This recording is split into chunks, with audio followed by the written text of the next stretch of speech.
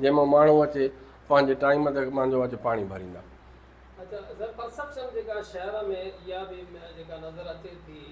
त शहरी जेका तराई पुल आहे उते जेको लॻल हैंडपंप आहे उतां पाणी भरींदे नज़र अचनि था, पर हिते जेको आहे उहो आरो प्लांट ते नथा माण्हू अचनि पाणी भरण। उहो मुंहिंजो इन जे करे आहे जो असां तव्हां सभु ॻोठाणा माण्हू आहियूं न, असां जर जे पाणीअ खे वधीक अहमियत ॾींदा आहियूं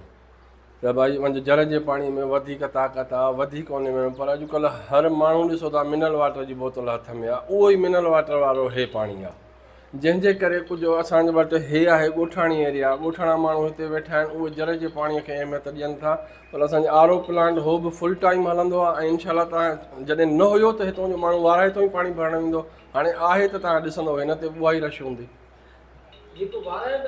तराई पुल ते जेको हैंडपंप लॻल आहे उते को आरो प्लांट जो या को मोटर जो या को अहिड़ो को सिस्टम या पाइप लाइन जो नथो थी सघे जंहिं सां शहरी जेका वधीक मुस्तफ़ी थी सघे। पाइप लाइन जो त हाणे उहा वाटर सप्लाई स्कीम आहे, उन में ख़र्चु एतिरो आहे जो असांजी टाउन जी जेका बजट आहे असां उन खे कीअं उन मां बचाए करे कीअं हर साल हिकिड़ो पंहिंजो हणूं था पिया, उहा असांखे मां वटि स्टाफ एतिरो वाधारो वेठो आहे, जेकॾहिं गवर्नमेंट खे अपीलां करे करे थका आहियूं त असांजो कुझु स्टाफ शार्ट कयो त जीअं असां शहर जो कमु कराए सघूं। सवाल त इहो बि पैदा थिए थो जेके शहरी कनि था त आरो प्लांट ते लखे रुपया ख़र्च अचे थो ऐं माण्हू जेको आहे उन मां ओतिरो मुस्तफ़ीद नथा थियनि, जॾहिं त हुते तक़रीबन लख ॾेढ जो बि कमु जेकॾहिं थिए त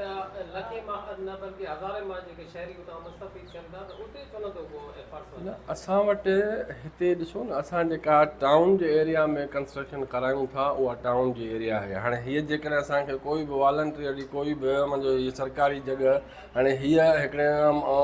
पंहिंजो सम्झो इमाम बारगाह जी जॻह आहे, हिननि खे असां चयोसीं असांखे ॾियो, हीअ असांखे हिन प्लाट मुफ़्त में ॾिनो, हीअ कंस्ट्रक्शन असां कईसीं। हाणे तव्हां हुन असांजे आर ओ प्लांट ते वेही वञी ॾिसो त सॼो ॾींहुं केतिरो पाणी हले थो, उहो बि त माण्हू था खणनि न, टोटल माण्हू पाणी ओॾो नथा खणण वञनि, उन मोहल्ले जा माण्हू उतां ई पाणी था, हिन मोहल्ले जा माण्हू वाराए